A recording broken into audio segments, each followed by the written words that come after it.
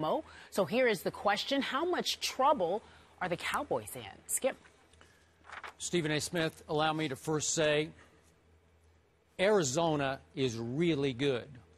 I have underestimated Arizona, saying again and again, I'm not sure they're legit. Now I think they're legit because they are clearly the NFL's best coach team, thanks to Bruce Arians on the offensive side and Todd Bowles on the defensive side. But I got to tell you, yesterday, I missed Tony Romo. As a Cowboy fan, I can't tell you how much I miss Tony Romo. And if he can't quickly get and stay healthy down the stretch, my Cowboys aren't just in trouble, they are sunk. Because I'm not sure he's going to be ready for Jacksonville, and I'm not sure that Brandon Weeden can beat the Jacksonville Jaguars in London next Sunday. I know it's just a transverse process crack, and they say, well, look at Bryce Petty at Baylor. He played through it. He's a college kid. Tony Romo is 34, coming off his second back surgery. So I don't know if he can get healthy quickly and play through it into next Sunday's game, even though Jerry Jones said that he could.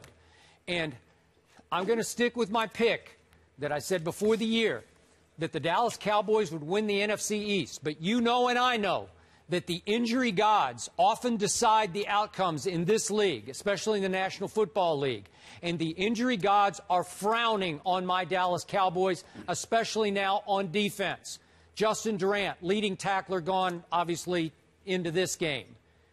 Leading tackler gone. And all of a sudden, in the fourth quarter yesterday, Rolando McClain, the godsend, the other good linebacker this year, hurt his knee. Not sure about the status. Jerry Jones thought he would be okay, but we'll wait today to hear the official results of that. And then Tyrone Crawford, you may not know him, but he has been my best lineman this year, and he definitely sprained his knee, and he's probably gone, God knows, 4 to 6 weeks, which will just be a killer for a defense that was average at best going into the year. So I don't know, Stephen A. The bottom line yesterday was I thought the defense hung in and played well enough to win the game, and Brandon Weeden was a shocking disaster to me. And I told you again how much I loved him at Oklahoma State. I watched him a lot. He outplayed Andrew Luck, RG3, Ryan Tannehill. I couldn't recognize the guy yesterday from the guy I used to watch at Oklahoma State because he played scared. He played not to lose. He played on his heels the whole game until the last garbage drive when finally, garbage time, he just started cutting loose like he used to do at Oklahoma State. And I don't know why I couldn't have had that guy from the start of the game, because that guy was going against an Arizona pass defense that had allowed the most yards in the National Football League. Are you kidding me? And people say, you should have run DeMarco Murray more. He couldn't run against this defense like he usually runs. And the key play early in the fourth quarter, down 14-10, was the 4th and 1. And Dallas just flat out lined up in the I formation with the fullback and said, Arizona, here we come. And Arizona said, no, you can't, and stuffed it and knocked him back on his butt for a yard loss. And I said, well, that's the ball game right there. You can't beat this team with just running DeMarco Murray. It was up to Brandon Weeden to hit a couple of passes at key points, and he couldn't. So I could be in big trouble if Romo can't go and play well against Jacksonville. You know, I really don't like being sick, Skip, but especially during segments like this, because I wish I could just pop through the screen and throw some water on you for that ridiculous soliloquy you just went on. I am not letting you get off the hook. Don't you dare try to set the stage to renege on your pick. Mark Sanchez is now the quarterback in Philadelphia because of Nick Foles' broken collarbone. Okay, well, so the same problems Dallas has, who Nick will Foles you take? and Philadelphia has. Will you take Mark Sanchez or Brandon Weeden right now? Who do you like better?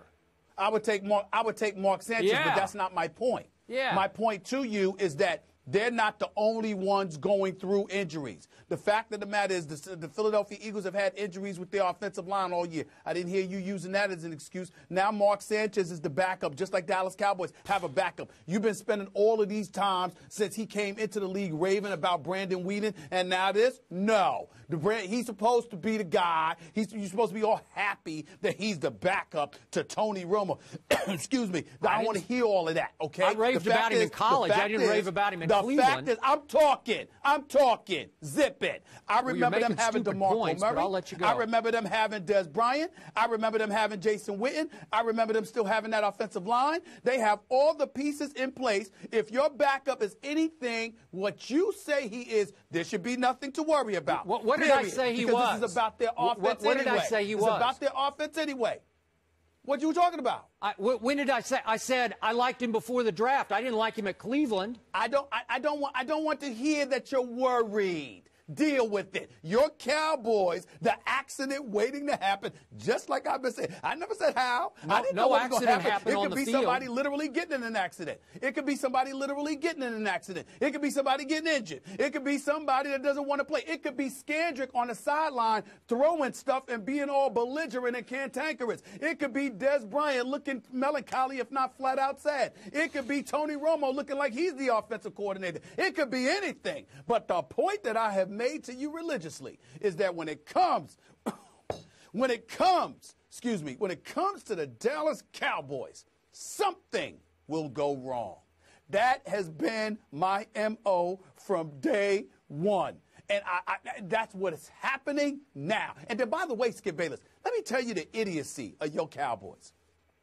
Skip Bayless, you've been on quite a few flights in your day, haven't you? You know I have. That's why I'm sick now, okay? I've been on a few more than you have. But here's the deal, Skip Bayless. Yeah. Yes, you have. Yes, you have. Skip Bayless, London is that's kind of far, wouldn't you say? And by the way, not only is it kind of far, it's far for Jacksonville, but you're going to sit there and let Tony Romo go on wherever they're playing overseas. Listen, man, what sense does that make? I'm looking at the Dallas Cowboys and some lengthy flight. They're talking about taking Tony Romo on the road with him. He doesn't need to play next week because you're going to need it for the Giants. You're going to need it for Philly. You might need it for Chicago because that's a road game. You're going to need it for Philly again. You're going to need it for those other games. But y'all are panicking. Everything's about Romo. So I guess y'all are not the team everybody says the Dallas Cowboys are, huh? Now, wait a second. Time out. Who said the Cowboys were anything before the year started? Who said? Did you say they were something before the year started? I did. I was the only one. Okay, I went way out on a limb. But who thought that? You didn't go out on a limb. I didn't go out on a limb to say they were going to win the NFC East. How many other people were out on the limb? No, what? Because their offense were juggernauts, and we thought their defense was going to stink. That's all. Their defense is a little bit better, but their offense is everything we thought they were going to be. Okay, but time out. The same defense was historically bad last year. Allowed New Orleans in a Sunday night game an NFL record 40 first downs. So I went out on a limb and said Rod Marinelli is going to change the culture. I think there are enough pieces. They can play over their heads. They can overachieve. But if you start taking away Justin Durant and Rolando McClain and Tyrone Crawford, not to mention not what you said. Mo Claiborne, I can't do it. I don't. You say next man up. I don't have a next man. What you said. I barely had enough men to have starters. That's not what you said. A matter of fact, if I recall correctly, you said you're assuming the Dallas Cowboys defense is still going to be awful. They can't be worse than they were last year, but you assumed they were still going to be awful, but it didn't matter because of their offense and because of the rest of the NFC East. So you said by virtue of default alone, RG3, Eli in New York, the Philadelphia Eagles, and Nick Foles, because you didn't believe in them, and you were right. You were talking about how it wasn't going to be 27 touchdowns and just 2 interceptions. You said by default, combined with the offense, it doesn't matter what the defense is going to do because Dallas's offense is going to carry the way. Now, here you are because of Brandon Weeden, who you have supported more than anybody. Now, all of a sudden, this cause for trepidation? I only supported him before the draft. I didn't support him at Cleveland, and I didn't love him as the backup quarterback. And I said from the start, Romo has to stay healthy. You didn't love him as the backup quarterback for the Dallas Cowboys? What's that? Okay. Well, I'm saying you didn't. I don't recall you not loving him as the backup. I don't recall I don't think that, we ever talked about it. I just hoped he didn't have to play. Yes, we did. And you know what? No, we did not. We did. And you know what? I kept telling you 2 weeks ago, Tony Romo deserved to be tied for second in the MVP race. Tony Romo, you said, that's crazy. It's DeMarco Murray first, Peyton Manning second. I said, you're not giving Tony Romo enough credit for what he's done for this team. That's right. He's made a bunch of big plays. And again, they needed one play from their quarterback yesterday, and they couldn't even get one play. And if you can explain to me how Brandon Weeden, who played at Oklahoma State with Des Bryant, has zero rapport with him, you're way ahead of me. I don't get that. I thought that would be built in, that, oh, you got Des with Brandon Weeden. I can easily explain that. I can easily explain that. Des Bryant belongs on this level. We're not sure Brandon Weeden does. Not to mention the fact that Brandon Weeden was in college with Des Bryant. This is the NFL. So the defense that you're going up against has something to say about that, especially if you are a suspect quarterback, which is what Brandon Weeden is. No disrespect, but it's just the truth. Okay, all I'm saying is I agree with your point about desperation to even try to play Tony Romo this Sunday in London.